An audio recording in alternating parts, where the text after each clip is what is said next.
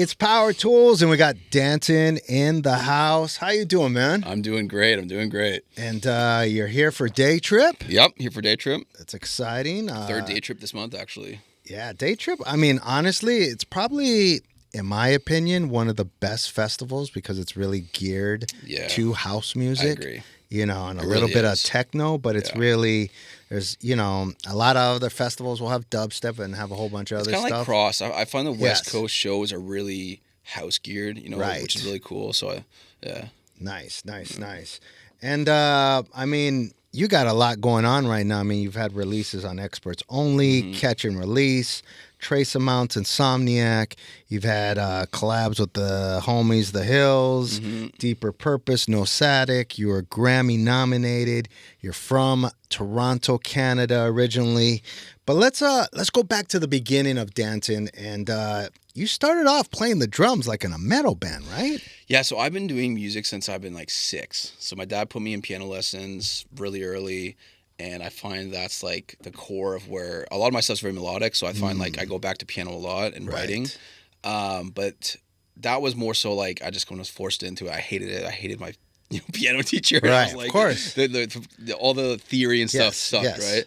right? And I was always tapping on stuff. So my dad's like, I'm going to get him a drum set. Right. And I got a drum set and I just did not stop. So I taught myself how to play and then I finally got lessons. And I was in a metal band for 3 or 4 years. Right. I played like Warped Tour. We were touring. I mean, this was serious. Oh, it was serious. Yeah, okay. serious. You did the Warped Tour. Oh, we did the Warped Tour. Yeah, we played Warped Tour. We played like Alexa on Fire, Day to Remember, all these big guys. We had 3 albums, music videos. Was the band out of Canada? Or was it the band? Canada, okay, awesome. And I was kind of like the ringleader. We had like multiple members come through and stuff. But I found I was the one who was really passionate about it, and like it's really hard to manage different creative ideas with 5 different members, right? Right. And then you start cycling members, and it was like me and the main singer were the only 2 people, and we kind of like, he was like going on his own path, and I was like, you know what? I'm going to figure something else out. So I started doing hip-hop production, and, that kind of got me to more the in-the-box production instead of live instruments. Right. And then I went to a show, I think it was a Steve Aoki show in like 2015. And I was like, I love this. I want to be a DJ. I want to throw cake at people. Yeah, exactly. And I fell in love with it since then. And I just, and ever since And this then, was a show in Toronto? Show in Toronto. Right, okay. It used to be called, what was it? Government. Got it, yeah, of Government. course, Yeah, yes, so legendary. it was at Government, and it was Steve Aoki, and it was, I think it was Steve Angelo. Right. And it was like one of their big things. And I was like, holy crap, I love this. Like, I need to do this. So straight from kind of metal hip hop, you went, I'm going to dance. Yeah. Like big switch. Like I was in a rock country, indie dance, not indie dance, indie like rock and stuff like that. Right. So my friends were like, what is this? It was kind of like, it wasn't weird as at all, right now, right? Right. It was more kind of like hidden, hip hop. Yeah, it was a little more niche. Yeah, it was very niche. And hip hop was the main runner of everything right then, right? Right. And did you then, like next day, I'm going to try to produce a house beat, or are you still like... I think I downloaded a little app on my phone, and all the house parties, but I was still in like university, college. Right. And I would be like, DJing from my phone, like trying to mix stuff. And you like, I remember doing it on my laptop, I would on iTunes, I would quickly, or on YouTube, quickly like transition between the songs.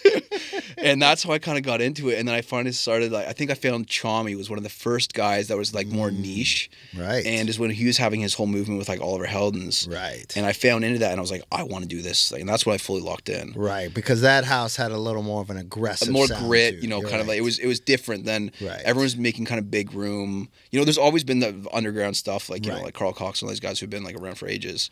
But that was like more for what I was doing at the moment. It kind of caught my attention. Right. And what was your first release like when you put out a house record? Yeah. I mean, was that... I guess what I'm trying to get at, because you were in this band, you were doing this. Did some of your friends kind of look at you sideways, like? Oh, no one believed me. Everyone was like, "You're a DJ? Like, what are you trying to do?" Right, because you're going from this rock, my dad, heavy my metal. parents were like, "What?" Like they had no clue, and now they know everything. They know all the DJs and all the names and stuff. But everyone was like, "You're gonna be it was." You tell people that back then. Now it's like so normal. I'm a DJ, right? But back then I was like, "What?" Like 2014, I'm gonna be a DJ, and I quit my job, and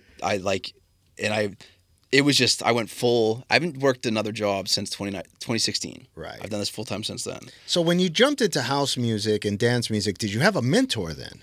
No. So I've been fully self-taught.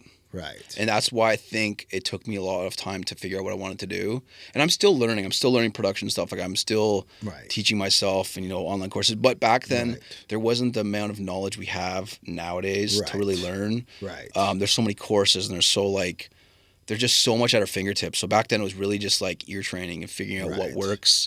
And yeah, I released my first song ever as a dance project in 2016. Right. And it was crazy. That song did like 4 million streams. It was like... Right, you were having success at the very beginning, right? It was, right from the get-go. Yeah. My first release ever was actually official remix for Morgan Page. Right. And he's a homie, he's a homie of mine. And we just caught up this March. And it was the first time kind of seeing each other since then. It was a really cool full circle moment, Right. Yeah. Now, that first project, I mean, you did a project for about 10 years. It was DLMT. DLMT, yeah. What was the moment that made you or influence you to say, okay, I'm going to stop this and take another direction? Was there one moment, did somebody influence you, or was there a moment going, man, I didn't get this, so I'm going to change it up? Well, I mean, there was a couple things that were kind of leading up to it. Like during COVID, I really found, right before COVID, I had some momentum with, I did a song on Confession, so Tommy's label. Right. And then I had one that was nominated for a Grammy, and had all the success. 30 million streams. It was Billboard #1, and it was more radio stuff like that. Right. And I kind of I wasn't finding my niche of what I wanted to do. And then when COVID hit, I lost, I guess, my sound, and I didn't really know what I wanted to make. So I was kind of trying radio, trying more of this, and it never really found a momentum. And it kind of went downhill from then. Right. And then, I was still touring, but I found I hit my ceiling and it wasn't getting any better. And I wasn't getting the shows I wanted. I've never, ever played an Insomniac show with that project ever. Right. So all this stuff I wasn't getting, I was like, you know what? I need to figure something out. So either I was going to completely stop, change my sound. But then I had some records that I was sending out, and I was starting to get some good momentum from some big, acts. Mm-hmm. And I sat down with my team. I was like, listen, guys, I think we just need to do this whole rebrand and start from scratch. Because I know there's people like Noisy who have done it. Right. Side Piece, they've done it. And there's a lot of people who have done it that have had great success. Right. And I think people like something that's new and hot. And, I've just taken the knowledge that I've had for the last 10 years, and I've had a great team I've built out around me. And yeah, it's just we hit the ground running, and had 4 or 5 records signed right away. And so you already had the songs in the can. It wasn't like, all right, we're gonna rebrand. Let me go make music. No, we had an idea of what was gonna happen. Right. And listen, the 3 songs I first released. The second one was actually with Miss Dre, now Drea V. She kind of did a rebrand too, and that's on Eterna. And that song is still cohesive with what I'm making now. Right. But the first song I did with Deep Purpose, that was kind of an off-brand one a little bit. And even since then, that was a year and 3 or 4 months ago. Right. I've definitely found more of my niche now. And I think always as an artist, we should be evolving and kind of of course, figuring out your sound, changing and, fine-tuning. But we definitely had an idea of what the project was going to be. And, the whole, my name's DANSYN, right? So there's a whole story behind it, right?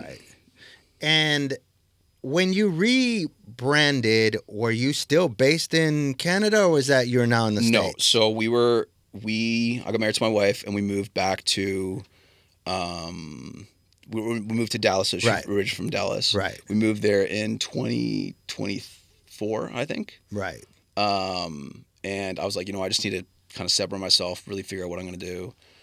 And, it was a whole year of trying to figure it out. And yeah, so now Dallas based, and just, it's going well. What happens first? You win a Grammy, or Dallas makes the Super Bowl? I never won a Grammy, just nominated. No. What's going to happen first? You winning a Grammy, or Dallas Cowboys actually making the Super Bowl? Oh, man. I think you winning a Grammy. For me, it's the Maple Leafs. Yeah. I'm still Maple Leafs from Toronto, and I think... Got it. I think a Grammy first, because my Maple Leafs are not winning anything. Right. But they're the Dallas Cowboys of the NHL. Right. So it's the same thing. I don't know. Everybody loves them, but they just everybody can't loves them. The diehard fans. Yeah. I can't let them go. I can't do it. But Oh man. Going back to being nominated for a Grammy, what did you take away from that experience? I mean, it was an amazing experience. Like that song just blew up. It was. I think it was. What was the name of the song? So Cold. Right. So Cold. So it was with my buddy Mahalo, and yeah, that song just took it just went crazy. It was top of dance radio for like, I think like 4 or 5 weeks. It was, it was just so cool. And that's when I found, the streaming was totally different. Nowadays it's a lot harder to stream. I think like, I remember I would put songs out and do like 40, 50K in a week, Right. streams. And it was totally different back then.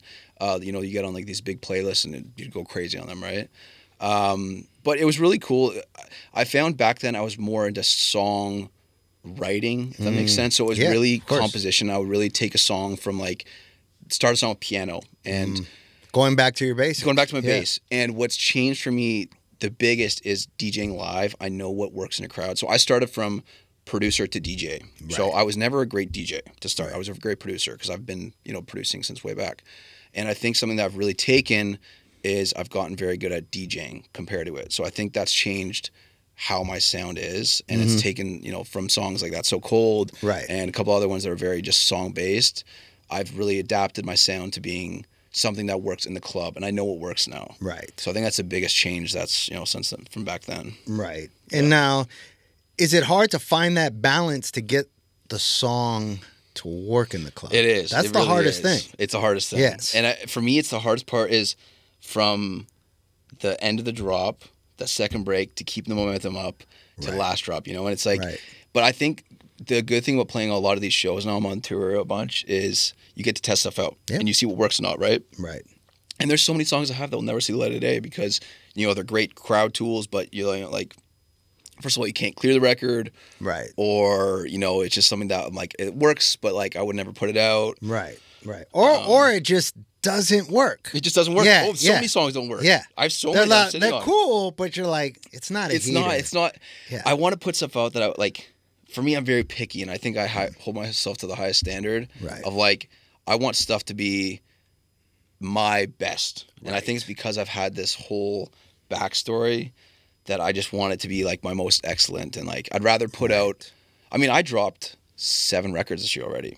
So I think for right now, your momentum is crazy. It's been big. So I think for right now, we're really holding on to the next big release, and we'll probably do 3 more this year.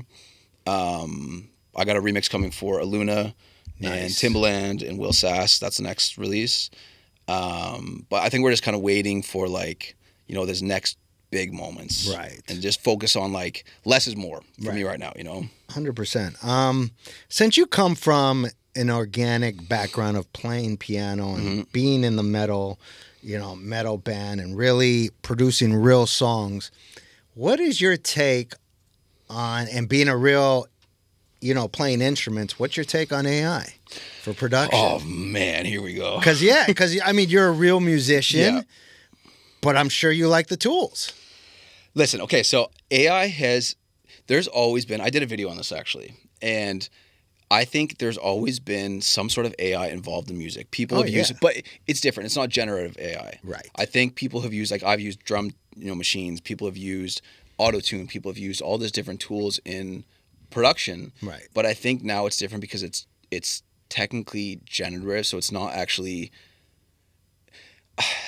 I could get into so much, but I think that it's a great tool to use if you already are producing and you're actually like making the music. Right. I think people just taking a song that's already out there, or a lot of these guys are like, hey, I want to be a DJ producer. They'll wake up, download Suno, they'll find an idea online that's unreleased, plug it in Suno and be like, make me a song like this, and then they'll send it out and labels are signing it. So I think if you use it as a tool to assist you in co-production or ideas, listen, I've plugged stuff in there. I'm like, hey, I don't know what to do in this part. I'll spit out a bunch of ideas. I'm like, oh, I could do that. And I go in and I reproduce it, or I make it myself and I take inspiration. Right. So I think that's a great thing. I think, I know I have a lot of friends who will like come up with ideas in there and be like, oh, this is a great idea. It's like, it's the same thing as having a ghost producer or a co-producer. Yeah. Right. So I think that is fine. But I think relying on it to fully take away the actual artistry in the art, being an artist. Right. Is just Is this putting ghost producers out of business? I've had some friends who are like, I get fully sent AI. I have guys who like mix and master, and they're like, I get fully sent AI songs, and they're like, it's so weird, like mixing a fully AI song. And I don't know. I think it is, but like, listen, AI will always be behind. It will never be inventive and ahead of the curve. I don't think. Right. We'll see what happens. You never know. Right. I mean, 2 years ago, we never thought we'd have this.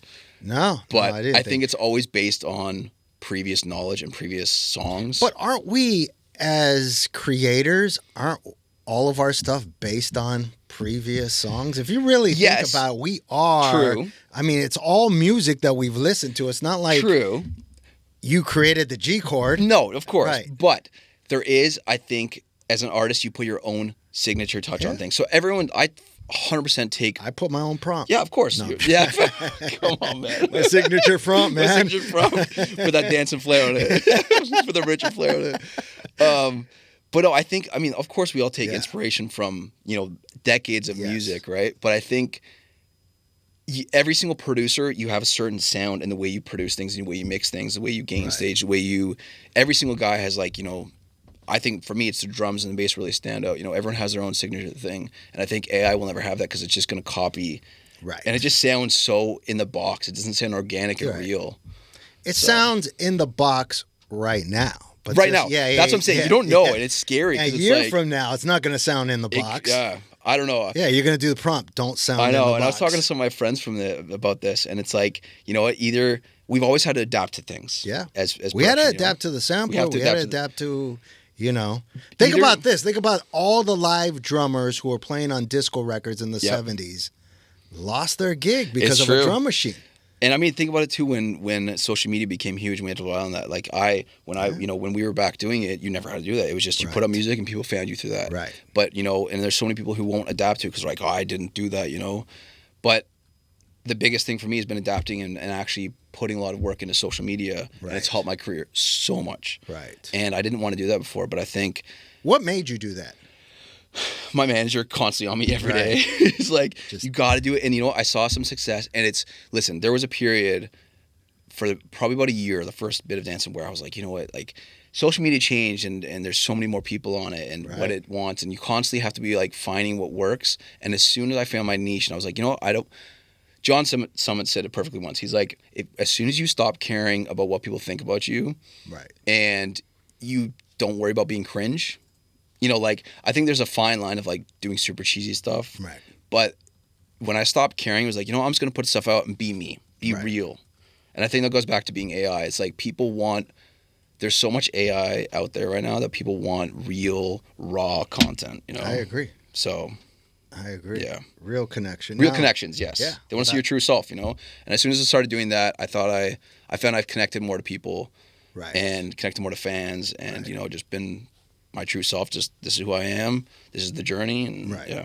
And part of being, who you are, like you're very... I want to say you are very aware of mental health. Oh, yes. This business is really, really tough. Yeah. For people who are in it, they totally understand. For people who aren't in it, the music business, I try to tell people, it's the hardest thing you'll ever be. It is crazy. Yes. It's the hardest thing. So talk about how you keep your mental health together. I mean, like, this is the first time I've ever been touring very consistently, and I've had to adapt to that. And, it's hard to balance personal life with, playing 3 shows a week and, sleep schedule and stuff. So most importantly is my fitness. I find that plays a huge part in, mental health, creativity, everything. So I'm very active at the gym, very active with, my body, what I eat. I don't drink nearly as much as I used to, very specifically. It's just, it helps so much with, if you're not sleeping on the road, if you're drinking, every single show, it's so tough. So mental health, physical health, relationships with my wife, my friends, my stuff like that. When I'm home, I make sure I am home. And, obviously it's tough when you're on the road to really lock in and produce too. So it's just taking those moments I have and really capitalizing on them and, making sure that I'm squared up and, Yeah. Is there kind of like a formula balance that you have? Like, I'm going to work 40 hours and then, or take a certain day off to say this is this day? I'm still figuring it out. Yeah, you're still figuring I'm still figuring it out. Right. It's tough because, listen, we quit our 9 to 5s to work 24/7. Right. And there's no really off switch. So I'm still learning, and I still have to. We can always be on our phone. There's always something There's to always do. something to do, Yeah. right? And so I'm really learning how to switch it off, Right. and just be present. And I think it's tough because it's what we do it's us. And Right. we are the product. Right. So it's tough to shut it off.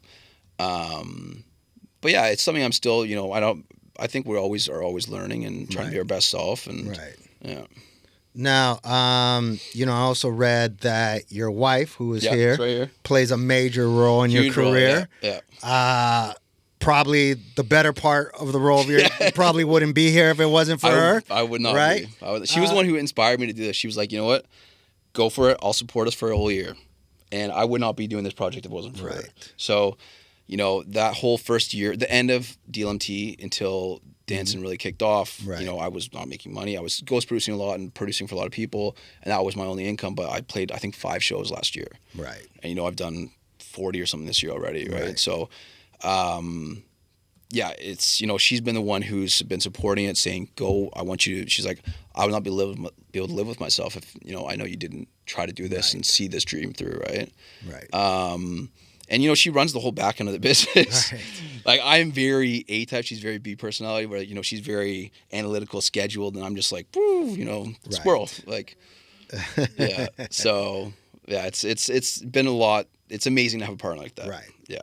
To help properly run a business, because you have to run it as a business to really succeed. 100%. Right? 100%. And my manager is amazing at that too. They work very well. They have their own group chat and they handle all the stuff. So it's great. And she TMs a lot too and stuff. Right. So it's great. Don't tell him exactly how much money he's making because he's going to want to spend it. Yeah, exactly. But no, it's great to have someone who's like, and who calls me out of my stuff too. It's like, hey, you know what? Don't do that. You do this. And she's a good ear. She's actually on some records too. Right. Some vocal records. Oh, so nice. Which ones? The one with no static. She's the female vocal on it. Yeah. Nice. So what else do you have cooking for the rest of 2026? I mean, so far you're on fire right now. Yeah, it's going well.